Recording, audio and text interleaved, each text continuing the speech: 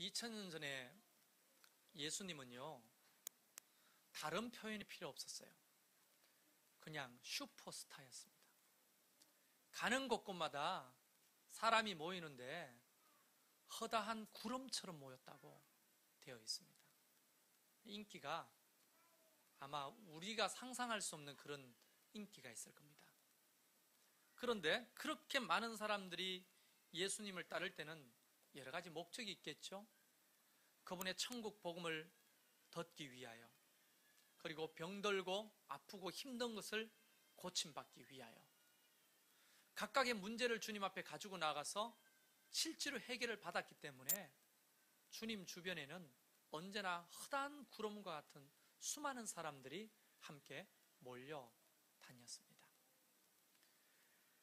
그런데 어디서나 꼭 반갑지 않은 사람도 따라다니죠. 그때 당시에 예수님의 뒤를 따랐던 사람들 중에 전혀 다른 목적을 가지고 주님을 따랐던 사람들이 있어요. 그 사람들이 소위 바리새인들입니다. 이 사람들은 수천 년 동안 정말 종교적 기득권을 가지고 살았어요. 그러니까 이 종교 지도자들은 대부분 부유하고 권세가 있었고 그 기득권을 소유하고 있었습니다. 한마디로 말하면 살만했죠. 그런데 갑자기 등장한 나사렛에서 온 청년이 하나님의 아들이라고 말하면서 기적과 또 말씀을 전하는데 엄청난 파급 효과를 가지고 오는 거예요. 이게 어디까지 오느냐 하면 기득권을 가지고 있었던 그 종교 지도자들의 밥그릇까지 흔들릴 정도였어요. 그러니까 예수님은, 아마 그들의 입장에서는 예수님은 눈의 가시와 같은 존재였을 거예요. 그래서 어쨌든 이 사람을 잡아가지고 죽이려고 해야 되는데 그냥 죽일 수 없으니 책 잡을 것이 필요한 거죠. 그래서 이 바리새인들은 조를 짜서 다니면서 오늘은 네가, 오늘은 내가 하면서 예수님의 그 무리에 섞여서 예수님 뭐라고 말하나, 어떤 행동을 하나, 율법에, 성경에 위배되는 말과 행동은 없나, 이런 걸 책잡으러 다녔던 겁니다. 그리고 어떨 때 12명의 제자와 예수님만 이렇게 길을 갈 때도 있잖아요.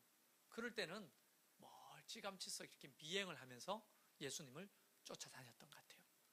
오늘 12장에 보면 예수님께서 안식일 날 제자들과 함께 밀밭 사이로 지나가시다가 예수님과 제자들이 배가 너무 고픈 거예요. 그래서 밀 이삭을 끊어다가, 옛날에 다 해보셨죠? 손으로 이렇게 비벼가지고 불고 그것을 먹었습니다. 그걸 지켜보고 있던 바리새인들이 불쑥 쫓아와서 하는 말이 이런 겁니다. 왜 당신들 안식일에 일을 하느냐고, 하지 말아야 될 일을 하냐고, 이렇게 대뜸 지적질을 하는 거예요. 그래서 예수님이 말하죠. 거두절미하고 말하면 이겁니다. 네가 생각하는 그 율법이 중요하냐, 사람이 중요하냐, 할 말이 없죠. 그러면서 이어지는 말이, 너 집에 양을 키우지 않냐, 이 양이 안식일날 구덩이에 빠졌다, 건질 거냐 말 거냐. 분명히 율법에는, 너가 만든 그 잡다한 조항에는 일하지 말라 했으니 죽어가는 양을 건지지 말아야 될 텐데 너희들은 너희 집 양이라고 재산이니까 건지자냐, 그거는 가하고 이거는 잘못된 거냐 하면서 이제 안식일 논쟁이 계속 진행됐습니다. 다시 말하면 말이 안 통하는 거예요. 말이, 바리새인들하고. 그렇지만 수많은 사람들이 예수님을 따라 이제 병을 고침을 받고 하다가 어느 날 사람들이 또 구름대처럼 모였는데 그 중에 바리새인들도 있었겠죠. 어떤 사람이 귀신 들린 사람을 데리고 왔어요. 이 사람은 귀신 들려서 보지도 못하고 말하지도 못한다고 했습니다. 그때 예수님께서 이 보지 못하고 말 못하는 사람을 고쳐주셨어요. 다시 말하면 그를 사로잡고 있던 귀신을 쫓아냈더니 그가 보고 말하였더라 되어 있습니다. 또 그거를 보고 사람들이 얼마나 환호를 했겠어요. 다윗의 자손이다. 다윗의 자손이라는 23절의 이 표현은 그때 당시에 메시아를 향해서 말하는 거거든요. 아, 저분이 진짜 메시아구나. 왜냐하면 그때 그들의 의식, 그 사고방식으로는 안전병이가 일어남을 받고 죽은 자가 살아나고 뭐 문둥병이 고침받고 귀신이 떠나가는 이런 기적은 다른 종교 지도자들도 했던 겁니다. 그런데 눈먼 자를 눈뜨게 하는 것은 그들의 생각 속에 하나님 외에는 할 분이 없다고 생각했던 그런 기적이거든요. 그러니까 눈을 못 보는 자가 눈을 뜨니 그야말로 이 사람은 하나님의 아들이고 메시아라고 환호를 치는데 바리새인들이 그거를 또 듣고 이렇게 말하는, 아니야. 귀신의 왕인 바알세불의 힘을 얻어서 귀신을 쫓아내는 거야. 이렇게 또 꼬아가지고 얘기를 하는 거예요. 여러분, 어디 가나 예수님 주변에도 이렇게 부정적으로 따라다니면서 책 잡을 사람이 많잖아요. 교회도 그런 사람이 있을까요, 없을까요? 어디 가나 있어요. 2000년이 지났는데도 있어요. 근데 대놓고 하진 않아도 뒤에서 그렇게 이렇게 책 잡는 사람이 많습니다. 여러분, 한국교회 굉장히 문제가 이단 사설들 때문인데요. 우리 중에 신천지가 없기를 바랍니다만은 우리 교회는 신천지들이 말하기를 지뢰밭이다. 가서 활동할 수 없는 곳을 지뢰밭이라고 말합니다. 우리 교회는 신천지들에게 지뢰밭이 되길 바랍니다. 네. 알겠죠? 자, 그러면 예수님 시대 때 예수님을 따라다니면서 끊임없이 이렇게 꼬우고 지적을 하고 비판하고 비방했던 그 바리새인들, 예수님도 정말 답답했을 거예요. 오늘날 하나님의 교회 안에도 끊임없이 자기의 생각과 고집, 그리고 자기의 가치관, 자기가 배운 지식, 이런 것들 잣대로 하나님의 교회를 판단하고 주의 종을 음해하고 욕하는 사람들이 있을 수 있습니다. 여러분, 묻습니다. 제가 완벽해요, 부족해요? 안 섭섭할 테니까 괜찮아요. 공식적으로 하는 건. 제가 완벽하겠어요, 부족하겠어요? 부족하기 짝이 없습니다. 저도 인간입니다. 하나님이 아니고 신이 아니에요. 비판받을 것도 정말 많아요. 그러나 이단 사설들은 어떻게 하는지 아십니까? 이단 경계주의를 위한 목회 자료집, 이 총회에서 발간된 거 보면요, 요즘 문제가 되는 이 신천지에 대한 얘기가 나와요. 신천지의 특징을 몇 가지로 소개를 하면요, 지금 이 자리에 앉아계신 신천지는 뜨끔할 겁니다. 네. 이런 거예요. 잘 들어보세요. 네. 그때 당시에 바리새인과 같은 오늘날 신천지들이 있어요. 자신의 신상에 대해서는 좀 숨깁니다. 그러면서 교회에 열심히 출석하고 봉사합니다. 신천지가 아닌데 비슷할 수도 있어요. 그렇다고 상처받거나 실족하지 마십시오. 이건 내 얘기네. 난 신천지도 아닌데 목사님 나보고 신천지 한다, 이런 생각하지 마시고 한번 들어보시라고. 이거 제 얘기가 아니고 이 자료집에서 또 인터넷에서 정리된 겁니다. 두 번째, 성도끼리 만나서 번거니 목사에 대해서 불평을 터뜨리고 설교나 성경 지식에 대해서 비판하기 시작한다. 걱정해주는 척 하면서 우리 목사님 좀 설교가 어떠니? 교회가 좀 어떠니? 뭐 성전을 꼭 이전해야 되느니? 뭐 꼭 저렇게 해야 되느니? 이렇게 은근히 교회의 모든 정책이나 방향이나 목사의 설교에 대해서 깝니다. 좋아요, 까도. 네, 근데 그런 사람. 자, 그 다음에 목사에게 숨기면서 개인적으로 성경을 가르치려고 합니다. 좋은 모임이 있어요. 와보세요. 근데 어느 날 갑자기 나타나서 열심히 충성 봉사해서 셀 리더의 자리까지 오를 수 있습니다. 갑자기 셀 리더 되신 분들 실족하지 마시고요. 그 다음에 봉사를 열심히 하는데 얼굴에 기쁨은 없어요. 특징입니다. 나 원래 좀 우울한데 이러신 분들 표정을 좀 바꿔보세요. 그 다음에 대화 중에서 이런 말을 자주 합니다. 자기도 모르게. 왜냐하면 늘 들은 거기 때문에. 교육 중에서 씨, 밭, 나무, 새, 이런 건 자주 말하잖아요. 기름, 등불, 이런 말 안 쓰죠. 배도 같은 거. 도에서 배반했다는 말을 배도. 또 멸망, 이 말은 잘 안 써요. 배멸구, 이런 거. 충진, 이런 말은 뭔지 모르겠어요. 그 다음에 길예비사자, 하나님의 비밀, 이런 단어들을 어떤 큐티를 할 때 자주 사용하고, 성경의 얘기를 할 때마다 결국은 요한계시록으로 끌고 가서 비유로 자주 이 얘기를 합니다. 그 다음에 큐티 모임 같은데, 셀 모임 같은데 와가지고 갑자기 어느 날 어떤 전도사님이나 선교사님이라는 분을 데리고 옵니다. 그리고 뭐 어디에서 선교하시는 분인데 예수 전도단 출신이에요. 이러면서 얼마 후에 바로 가시는데 좀 같이 지도받으면 어떨까요? 하면서 이야기를 시작하는 거예요. 혹시 우리 중에 이런 일을 하시는 분 계십니까? 그러면 심각하게 신천지임을 의심해 봐야 합니다. 바리새인들의 특징을 오늘 본문에서 좀 찾아보면요, 사람보다 안식일 계명을 우선합니다. 그 다음에 자신의 기준으로 사람을 판단하기 시작합니다. 사람의 유익보다 그들의 사상이 더 중요합니다. 형식을 중요하게 강조합니다. 그리고 예수님의 사역을 사사건건 비판했습니다. 이런 것들이 그때 당시에 바리새인들의 특징이거든요. 그러면 그때나 지금이나 하나님의 몸된 교회를 어지럽히고 비판하고 힘들게 하는 것은요, 하나님으로부터 오는 게 아니라고 봐야 되는 거예요. 그것이 여러분 자신을 지키는 것이고 우리의 몸된 하나님의 교회를 지키는 것이고 서로를 지켜주는 거거든요. 제가요, 굉장히 하나님이 위대하게 쓰실 모양이에요. 지 스스로 이런 얘기하면 낯간지럽지만 왜 그러냐 하면 그렇게 뒷담화하는 사람이 많대요. 저를 은근히 걱정하면서 목사님 설교가 어떠니, 표현이 어떠니, 뭐 교회 방향이 어떠니 좀 이상하지 않니? 이 신천지 아니면 사상적으로 벌써 그 문제가 있는 사람들이죠. 이게 제가 소두에 말씀드렸잖아요. 저는 예수님 같은 분이 아니에요. 완벽한 사람도 아닙니다. 실수가 많습니다. 여러분하고 성정이 똑같아요. 저도 화낼까요, 안 낼까요? 참는 것 뿐입니다. 걸리면 죽어요. 저도 막 그게 있는 사람이에요.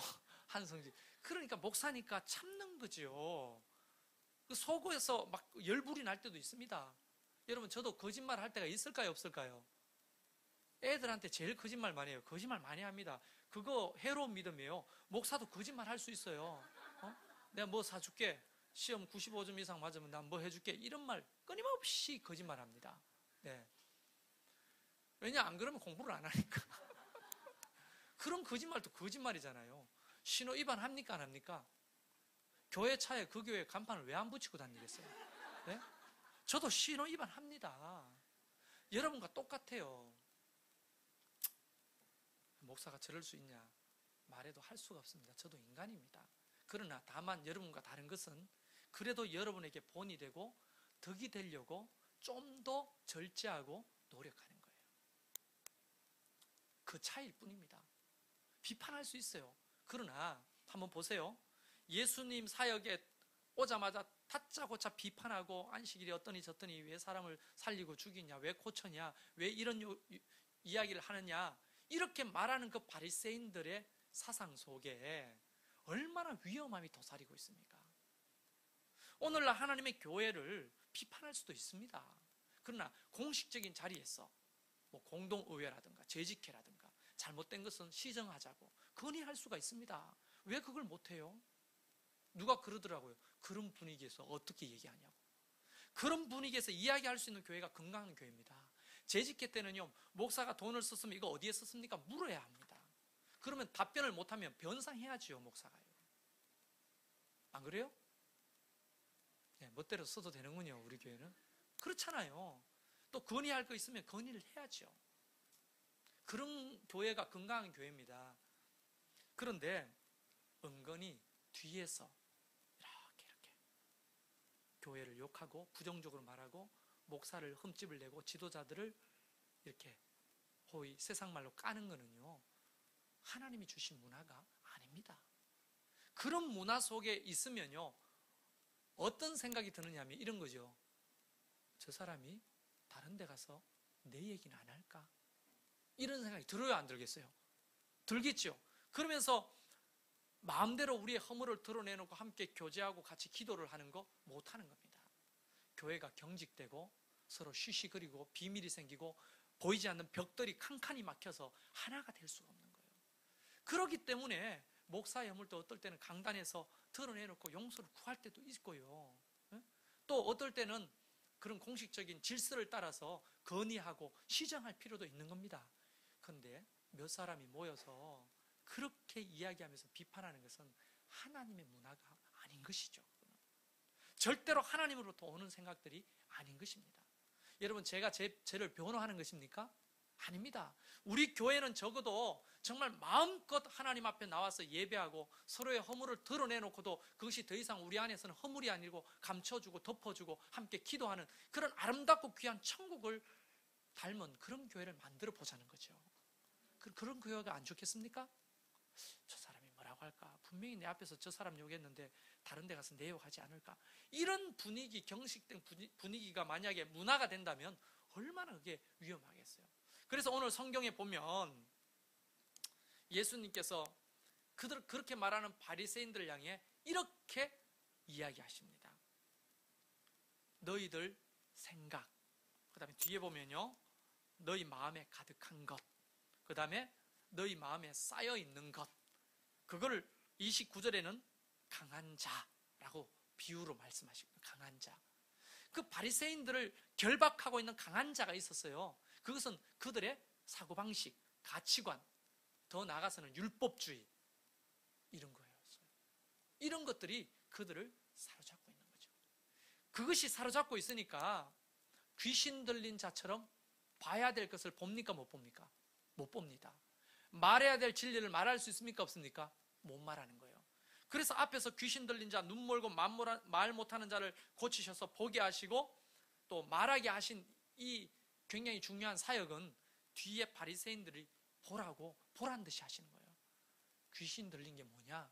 그냥 눈 뒤집고 거품 흘리면서 땅바닥에서 발작을 해야 귀신 들린 거냐? 귀신 들린다고 하는 것은 바로 너의 생각 속에, 너희 마음에 가득한 것, 너희를 완전히 지배하고 있는 것, 그 사단의 문화, 사단의 생각, 그것을 결박하고 쫓아내지 않으면 절대로 네가 자유함을 경험하지 못한다고 하는 것을 바리새인들에게 알려주시는 거거든요. 여러분, 그들이 가지고 있던 그 강한 자, 비유상 강한 자죠. 강한 자는 뭐죠? 마음에 가득한 생각이죠. 잘못된 가치관이죠. 그걸 말하면 율법주의라고 말씀드렸죠. 그게 얼마나 강력했냐면 그때 당시에요, 예수님을 3년 동안 쫓아다녔던 베드로조차도 여기에 사로잡혀 있었거든요. 소위 유대의식이라고 하는 거예요. 선민사상. 그러니까 자기 민족 외에는 모든 다른 이방민들은 개돼지를 취급했어요. 개돼지. 그러니까 이방인들하고는 함께 말도 섞지 않고 먹지도 않았습니다. 이 잘 됐어요, 잘못됐어요? 잘못된 생각이죠. 아주 강력한 어떤 사단의 정신, 세계라는 거죠, 이게.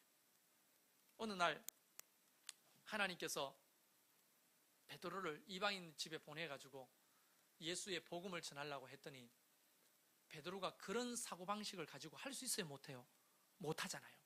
그래서 환상을 보여주십니다. 비몽사몽간에 하늘에서 보자기가 내려오는데 그 보자기에는 율법에 먹지 말라는 짐승들이 가득한 거예요. 하나님이 베드로에게 말씀하십니다. 베드로야, 이것을 잡아먹어라. 베드로가 뭐라고 해요? 손살을 하면서 하나님, 나는 율법에서 금한 음식을 먹어본 적이 없습니다. 안 먹습니다. 하나님이 이렇게 설득하시죠.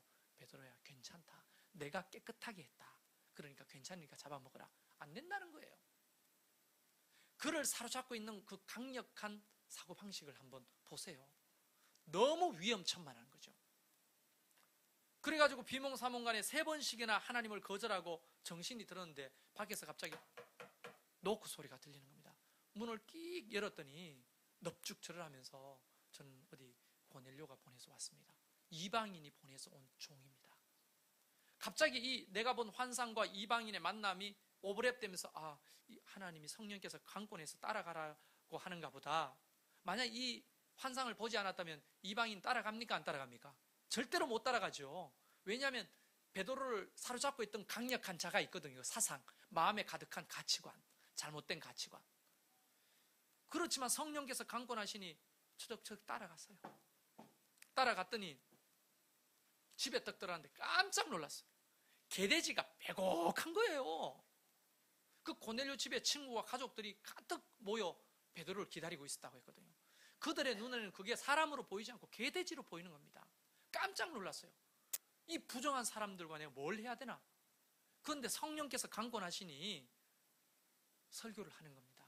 그 기분은 어떤 기분이냐면 소돼지 우리에 들어가 내가 설교하는 거예요. 할렐루야 하면 꼴꼴꼴꼴꼴 멍멍멍멍 하는데 그 기분이었을 거예요. 그렇지만 성령께서 강권하시니 베드로가 설교하는데 십자가의 복음을 설교하고 부활의 복음을 설교했더니 갑자기 사도행전 2장에서 오순절날 120명이 모여서 기도했을 때 내렸던 그 성령과 똑같은 것이 그 이방인들의 머리에도 임하기 시작하는 거예요. 그때 베드로가 그 강한 자, 자기를 지배하고 있던 그 강한 자가 어떻게 돼요? 결박당하고 풀어지는 것을 경험하게 되는 거예요. 그러면서 막 흥분하는 거예요. 그렇게 막 뛰어와서 예루살렘에 자기와 똑같이 강한 자가 지배하고 있던 제자들 향해 말합니다. 딱 들었자마자 갑자기 그 소식을 들었던 사람들이 손가락 치면 형님 이제 갈 때까지 가는구려. 말이 됩니까? 이방인들 집에 왜 갑니까? 거기서 왜 설교를 합니까? 베드로가 잠깐만 나도 그런 줄 알고 안 가려고 했는데 하나님께서 이런 환상을 보여주시는 차에 이방인의 종이 와가지고 나를 가자 하니 안 갈 수가 없잖아. 그래서 나도 좋아서 갔겠어? 거의 반강제로 끌려갔더니 개돼지가 빼곡한 거야. 내가 설교하고 싶어 했겠어? 성령께서 강권하시니 복음을 전했더니 글쎄 말이야, 너 기억나지?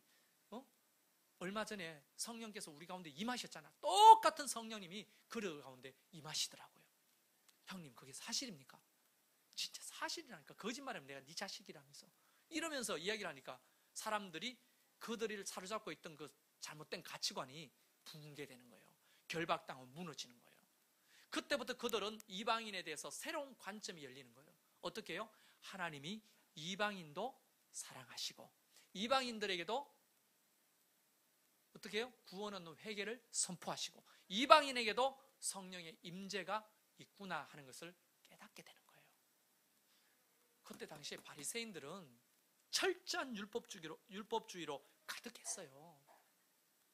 강한 자가 누구겠습니까? 마음에 가득한 것이 뭐겠습니까? 그들 마음에 쌓여있는 것이 뭐겠습니까? 자기를 지배하는 그것이 사탄이 아니고 뭐겠습니까? 그야말로 그것이 사단의 왕 바알세불이죠. 그런데 적반하장이죠. 예수님 보고 바알세불을 힘입어서 귀신을 쫓아낸다 하니 몰라도 너무 모르는 거죠. 그래서 예수님께서 그들에게 설교하시며 쭉 얘기를 하는 거예요. 강한 자를 결박해야만 세간을 넉탈할 수 있다는 거예요. 그 잘못된 사고방식을 깨부셔야만 하나님의 복음과 진리가 바르게 들어갈 수 있다고 설파하시는 겁니다. 네. 제가 더 큰 소리로 설교를 해야 되겠습니다. 그러니까 그때 당시에 바리새인들은 성령이 하시는 이런 일들을 모독한 거예요. 모독하면서 그게 성령이 하시는 일이 아니라 귀신이 하는 일이라고 말하기 시작하는 거예요. 예수님이 화가 나서 말합니다. 독사의 자식들아, 성령을 모독하는 자는 금생에나 내생에나 용서받지 못할 것이다. 그렇게 막 화가 나서 얘기를 하는 겁니다. 굉장히 중요한 얘기거든요. 여러분, 하나님의 교회는 누가 이끄십니까? 거수로 표해볼까요? 최성열 목사가 이끈다. 성령님이 이끄신다. 네, 손 안 들어도 됩니다. 대부분 성령님이 이끄시는 거잖아요. 우리는 도구에 불과한 겁니다. 어떨 때는 사람이 오판에서 잘못 갈 수도 있지만 하나님의 교회는 음부의 권세가 이기지 못합니다. 내가 아무리 주장하더라도 성령이 살아계시기 때문에 그분이 바른 길로 우리를 이끄신다고 저는 믿어요. 그래서 어떨 땐 나를 깨닫게도 하시고 나를 쳐서 복종시키기도 하시고 회개케도 하시고 그렇게 하시거든요. 하나님의 교회의 모든 일은 일단 기도하면서 성령께 맡기는 게 중요한데 무조건 뒤에서 뒷담화를 까고 바리새인들처럼 예수님을 욕하고 책 잡고 그런 문화는 성령을 모독하는 것이나 마찬가지입니다. 이렇게 설교했는데도 계속 그런 문화가 있다면 여러분은 이렇게 생각해야 돼요. 저 사람 신천지일 가능성이 높다. 이렇게 보시는 게 맞습니다. 그렇지 않고서야 어떻게 예수님을 막 대놓고 욕하던 그 바리새인들처럼 그렇게 뒤에서 그렇게 부정적인 얘기를 하겠습니까? 어느 교회나 이런 사람들이 있겠죠. 그러나 분명히 알아야 될 것은 하나님으로부터 오는 생각과 문화는 모두에게 평안을 줍니다. 그리고 기쁩니다. 그런데 이게 부정적인 생각, 부정적인 말, 뒷담화하는 거 이런 것들은 하나님으로부터 오는 게 아니에요. 그러니까 이 바리새인들이 얼마나 부정적입니까? 예수님 말 꼬투리를 잡고 하는 행동 모두를 꼬투리를 잡고 오늘 14절 말씀 보면 바리새인들이 나가서 어떻게 해야 예수를 죽일까도 의논하는 거예요. 이게 사단의 문화지. 어떻게 예수님이 하시는 그 사역이 바알세불 귀신의 왕의 이름으로 그 일을 한다고 말할 수가 있습니까? 그래서 우리는 정확하게 우리가 정립을 해야 될 게 있어요. 아, 예수님 시대에도 이렇게 예수님은 그것들과 싸우셨구나. 끊임없이 비판하고 자기의 생각이 옳다고 말하고 자기의 가치관, 자기들이 가지고 있는 그 율법주의 그런 것들로 예수님과 사람들을 비판하고 판단하고 정죄하는 그들과 대항해서 싸우잖아요. 회칠한 무덤 같고 독사의 자식이고 평투장 무덤 같은 그들을 파헤치고 결국은 하나님의 말씀 앞에 다 드러내시잖아요. 신앙생활 한다는 게 뭡니까? 바로 예수님 편에 서는 것입니다.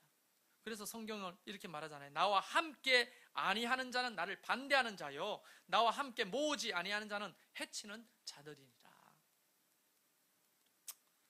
하나님과 함께 한다는 것은 무엇을 의미합니까? 하나님이 가지고 계신 그 가치관을 가지는 거예요. 하나님이 말씀하시는 그 말씀의 기준을 내 마음속에 가지는 겁니다. 여러분 가치관 존중해 드릴 수 있습니다. 여러분의 경험 존중합니다.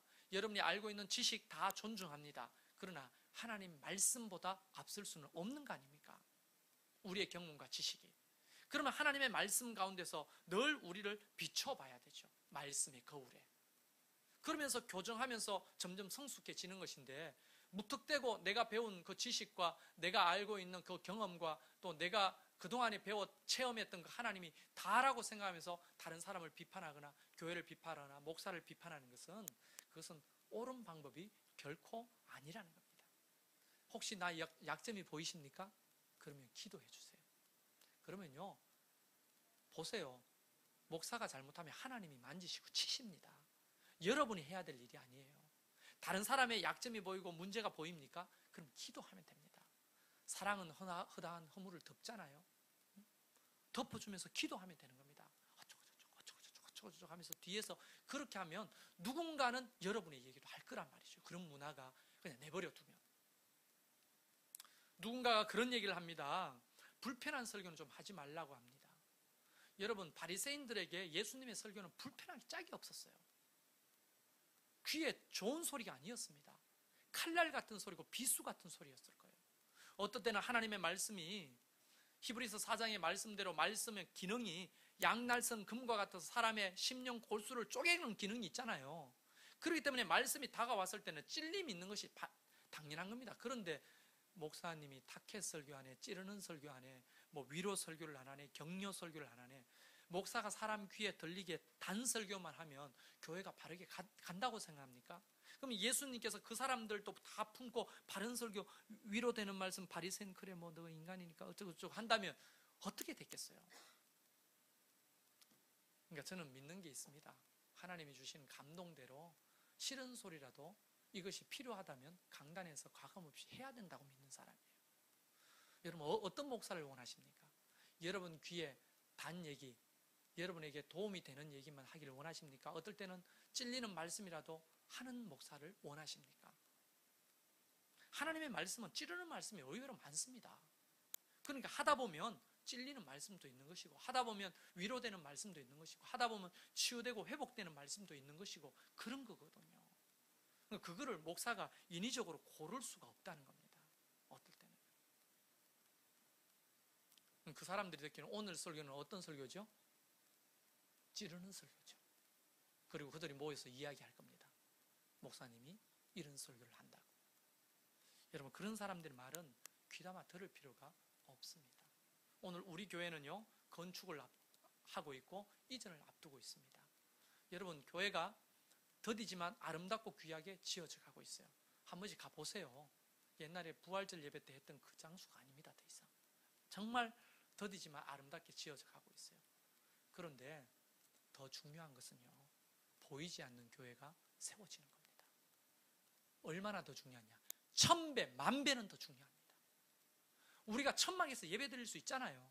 그러나 이런 잘못된 어떤 가치관에 사로잡혀서 그게 결박당해가지고 그게 옳은 것이라고 생각하고 사람을 비방하고 서로 부정적인 문화를 조성하는 교회라면 아무리 번듯하고 좋은 교회로 이전해봤자 그게 하나님 앞에 무슨 칭찬받을 거리가 되겠냐 이거예요. 정말 중요한 것은 바로 보이지 않는 교회가 아름답고 건강하게 세워지는 거예요. 할렐루야. 그렇게 되면 좋지 않겠어요? 여러분, 건물이 중요한 게 아닙니다. 여러분의 마음이 중요한 겁니다. 그래서 주님이 말씀하시잖아요. 너희 마음속에 있는 강한 자를 결박해야만, 뭘로? 하나님의 말씀과 믿음으로 결박해야만 세간을 늑탈할 수 있다고 했어요. 세간은 무엇입니까? 우리를 조종하는 수많은 귀신들, 어둠의 영들, 잘못된 문화들, 그런 것들을 제압할 수 있는 거예요. 사랑하는 성도 여러분, 우리는 다 하나님 편인 줄로 믿습니다. 어떨 때는 불편한 얘기가 있다 할지라도 아멘으로 받으세요. 그리고 우리 모두가, 전하는 자도 이 설교를 하면서 나도 남을 비판한 적이 있지, 욕한 적이 있지, 나도 조심해야 되겠다, 이런 생각이 성령에게 주시잖아요.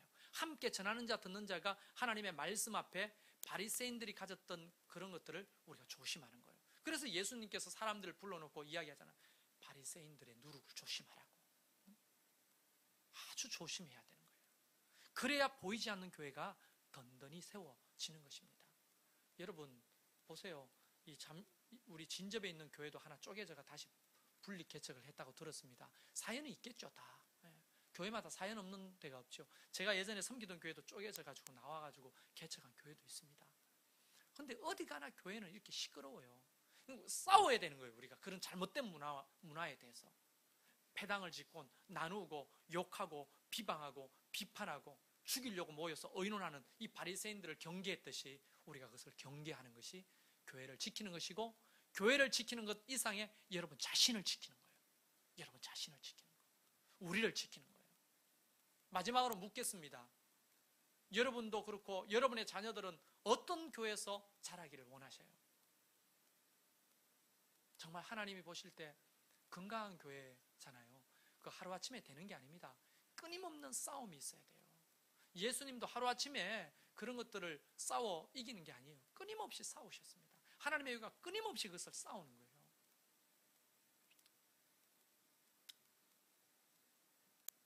신천지 여러분, 우리 교회를 떠나십시오. 그리고 신천지가 아닌데 신천지처럼 했던 분들, 그 말과 행동을 교정하십시오. 우리를 강하게 결박하고 있는 잘못된 사상들을 하나님의 말씀 앞에 내려놓으십시오. 이곳은 하나님의 교회입니다. 여러분은 하나님의 아들, 딸입니다. 그걸 성령께서 우리를 통해 지키라고 말씀하시는 거예요. 목사만 앞에서 발발발 떤다고 지켜지는 게 아닙니다. 함께 우리 교회를 아름답고 귀하게 지켜갑시다. 할렐루야. 우리 옆 사람에게 그렇게 말씀하십시오. 하나님께서 당신을 지키십니다.